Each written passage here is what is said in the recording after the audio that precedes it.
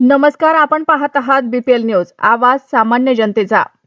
गोदावरी नदीपात्रात अवैध वाळू उत्खननावर कारवाई, ट्रॅक्टर व केणी जप्त।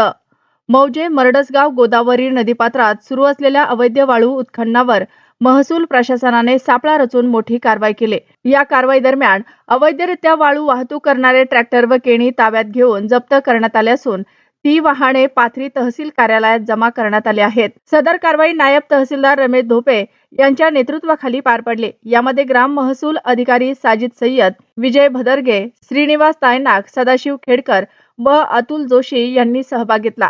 ही मोहीम उपविभागीय अधिकारी पाथरी व तहसीलदार पाथरी यांच्या मार्गदर्शनाखाली राबवण्यात आली।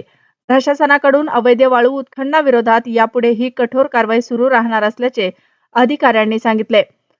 अशाच ताज्या घडामोडी, बातम्या व जाहिरातींसाठी बीपीएल न्यूजला लाईक करा, शेअर करा, सबस्क्राईब करा।